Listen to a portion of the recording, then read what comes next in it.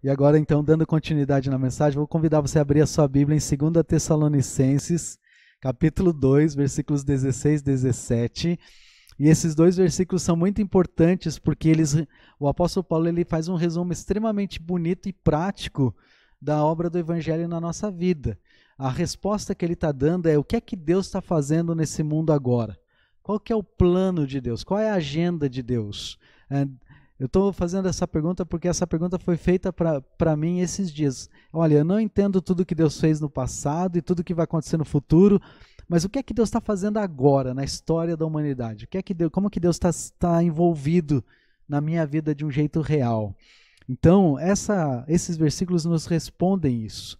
E esse versículo é importante porque nos ajuda a ter a perspectiva correta do que Deus está planejando, o que é que Deus está realizando. Então, eu quero olhar com você e ver duas partes essenciais da agenda de Deus que o apóstolo Paulo nos mostra. Quais são essas duas partes? Então, a primeira coisa, se eu pudesse resumir o versículo 16, eu vou convidar você para ler ele comigo.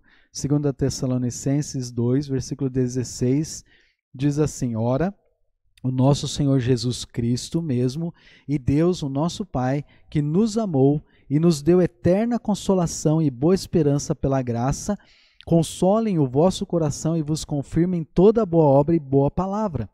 Então, a primeira coisa da agenda de Deus, se a gente pode resumir no versículo 16, em uma palavra, é reconciliação. Reconciliação. Deus ele está trazendo o verdadeiro. Deus está trazendo o real conforto aos nossos corações. Agora, o que é que consiste esse conforto? Do que ele é feito? O conforto de Deus ele não está se tratando aqui de que Deus vai responder todas as nossas esperanças, todos os nossos sonhos. Deus é tão bom conosco que Ele responde nossas orações, Ele nos concede dádivas pela sua bondade, mas esse não é o plano principal de Deus. Isso tem um propósito pelo qual Ele está respondendo. Também não se trata de pagamento das nossas dívidas, não é porque você tem contas e você pede a Deus a situação financeira para Ele suprir as necessidades para você poder pagar as contas. Não é também a promessa de que todas as pessoas ao nosso redor elas vão passar a gostar de nós, ou que nós vamos escapar do sofrimento. Eu não quero enfrentar dores e lutas, então Deus não deixa eu passar pela dor. Não é essa a agenda principal. Deus, na sua bondade, Ele pode nos impedir, amenizar nossas dores, nos dar mais força para enfrentar as dificuldades. Mas esse não é o plano principal da agenda de Deus. Paulo ele nos mostra que o conforto de Deus é uma coisa mais fundamental. Ela tem um propósito muito mais profundo. E o que significa esse conforto? Esse é o conforto que vem do entendimento do resgate de Deus do nosso pecado. Mesmo sendo pecadores, você e eu, nós somos recebidos num relacionamento eterno com Deus. Por que Deus pode se relacionar de novo conosco? Por causa daquilo que Jesus Cristo fez. Ele cumpriu plenamente as exigências de Deus, que nós fracassamos em cumprir.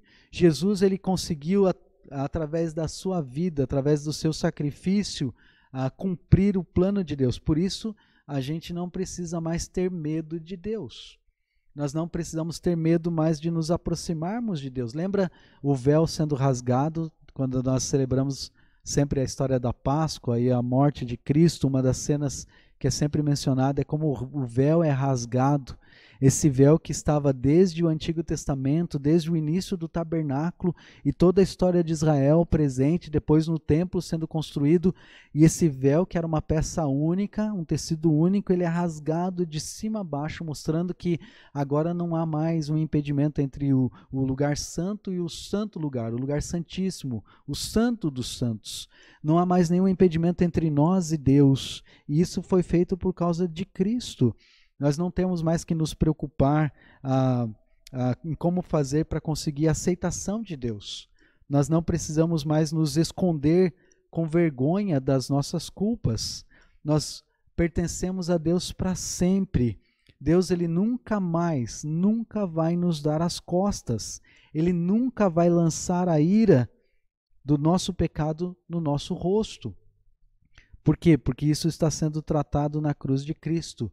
Deus ele nunca vai nos negar na sua presença e das suas promessas. Ou seja, a nossa posição diante dele não se fundamenta em nossa performance espiritual, o quanto bom nós somos, o quanto fiel nós somos, mas por causa da obra perfeita de Cristo, porque nós nunca vamos ser bons o suficiente, nós nunca vamos ser suficientemente justos de modo a conseguir de Deus o seu favor para nós. Somente Cristo pode fazer isso. E porque eu não posso fazer isso, eu aceito aquilo que Ele fez em meu lugar. Ele é o meu substituto. E o que é que isso deve fazer conosco? Como é que é o entendimento desse fato de que Deus está buscando reconciliar as pessoas com Ele de novo?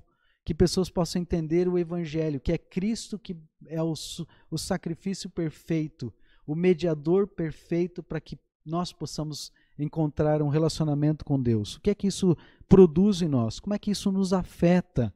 O apóstolo Paulo ele diz no versículo 16, o nosso Senhor Jesus Cristo mesmo e Deus, o nosso Pai, que nos amou, tá? Essa é a parte da reconciliação, Ele nos amou através da cruz, através do sacrifício de Cristo, da morte de Cristo, nos deu eterna consolação e boa esperança pela graça.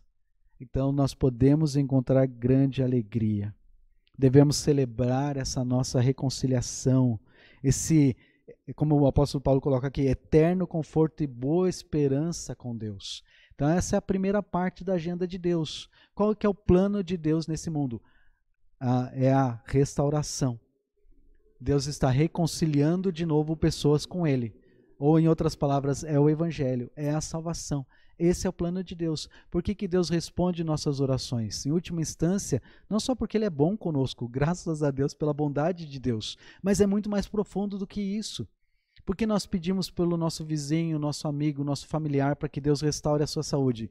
Não é simplesmente para ele viver mais 5, 10 ou 15 anos, mas para que ele possa, nesse tempo, pela misericórdia e graça de Deus, nós testemunharmos para ele, para que ele possa entender o Evangelho e ser salvo. Ele compreender a mensagem de salvação, porque do que adianta ele viver mais 100 anos, se isso fosse possível, e morrer nos seus pecados. O maior plano de Deus é a reconciliação, é trazer pessoas para ter um relacionamento de novo com Ele. E isso é plano da agenda de Deus. Tudo que acontece em nossas vidas e na vida das pessoas ao nosso redor tem a ver com esse primeiro ponto da agenda de Deus. É reconciliação. É trazer pessoas de novo a entender o Evangelho. E nós precisamos entender isso, irmãos. Porque senão nós vamos viver tristes e frustrados e chateados com Deus porque Ele não responde nossas orações aquilo que nós queremos. O plano de Deus é muito mais profundo e tem a ver com a salvação das almas, das vidas das pessoas. A segunda parte da agenda, que a gente também precisa reconhecer, que também faz parte do plano de Deus, a segunda parte da agenda de Deus, se a primeira palavra é reconciliação, a segunda palavra é transformação. E ele diz isso no versículo 17. Olha aí, ó. Consolem o vosso coração e vos confirmem toda boa obra e boa palavra. Essa é a segunda parte da obra de Deus. Paulo ele está nos dizendo que não há mensagem mais confortante do que a pregada a partir da cruz do Senhor Jesus Cristo. Assim como não há promessa de transformação mais poderosa do que aquela que vem da cruz. A mensagem não simplesmente ela nos reconcilia de novo com Deus, mas ela também produz uma transformação. E tudo isso o apóstolo Paulo coloca pela graça, simplesmente por causa da bondade de Deus conosco e com as pessoas que estão ao nosso redor. É pela graça. Deus ele está operando o real conforto vertical em nossos corações pela sua graça. E Ele está transformando nossos corações de modo em que nós possamos ter as nossas obras, nossas palavras, de modo progressivo, vivendo uma vida que Ele escolheu para que a gente viva. Em outras palavras, Deus não simplesmente nos conforta agora por causa do relacionamento com Ele, mas também nos transforma para vivermos de uma maneira que Lhe agrada. Então, se eu não faço nada para merecer, para ter méritos diante de Deus, porque Ele me ama de modo completo e integral, eu respondo a esse amor de Deus como? Em obediência, em alegria, em louvor a Deus. É a transformação que Ele produz em minha vida. Então, Deus ele não quer o amor para que nós possamos ganhar mérito dele, mas o meu amor é uma demonstração de gratidão a Ele, é uma resposta de adoração a Deus. Está fazendo sentido isso para você? O apóstolo Paulo ele está mostrando aqui o valor do equilíbrio. Primeiramente, o conforto de Deus não significa que você pode viver de qualquer maneira. Não é porque Deus ele me amou e me salvou de modo gratuito e completo e pleno que me dá liberdade de continuar vivendo no pecado. Mas também o fato dele reivindicar de nós um viver diário santo, um buscar agradá-lo, de maneira nenhuma anula o eterno conforto da sua graça reconciliadora. Ou seja, ainda eu faço o que eu faço por causa da graça de Deus. Se eu entendo o que eu entendo, que Deus me ajuda a entender da sua palavra, da sua bondade, é por causa da graça de Deus. Se eu posso levantar a cada dia e testemunhar de Cristo, é por causa da graça de Deus, é da sua bondade. É uma resposta de amor a Deus. Então, pela reconciliação, a gente passa a ser dele. E por causa da sua graça, ele também nos transforma. Por causa da sua graça, por causa da sua bondade. Então, qual que é a agenda de Deus nesse mundo? Se essa pergunta fosse feita para você nesses próximos dias, o que é que Deus está fazendo agora na história do nosso mundo? Deus ele está agindo na humanidade. Ele está promovendo reconciliação e transformação. Ele está trazendo pessoas de novo para Ele através do Evangelho e Ele está nos transformando cada vez mais à imagem do Seu Filho Jesus, o mesmo que nos salvou, para sermos mais parecidos com Ele também por causa do Evangelho.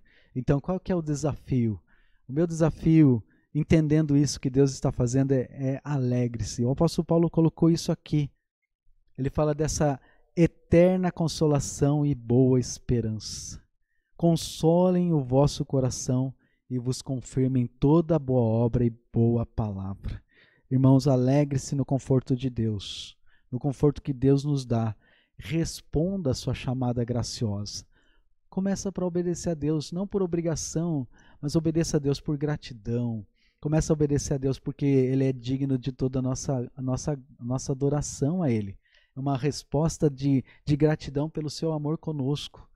Fazer as coisas com alegria, um desejo de buscar a sua palavra, entender a sua vontade, de me relacionar com Ele em minha oração, de testemunhar de Cristo não por obrigação, mas como um reflexo. Eu estou tão perto de Deus que eu não consigo ficar com qualquer outra pessoa e não falar de Deus, porque Ele é tão bom comigo, porque Ele me aceita como eu sou, da maneira como eu sou, mas Ele não fica satisfeito em me aceitar assim, Ele vai me transformar para ser mais parecido com Ele mesmo.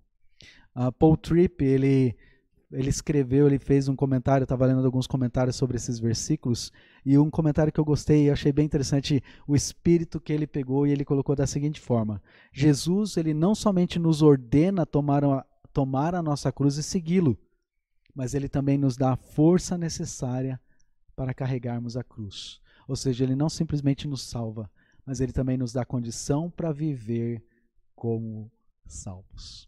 Que Deus nos abençoe e nos ajuda a encontrar essa alegria e desfrutar dessa esperança tão cheia de graça da sua palavra, que nos ajuda a enfrentar esse mundo que está tão cheio de dúvidas. Pessoas estão tão cheias de medos, de preocupações.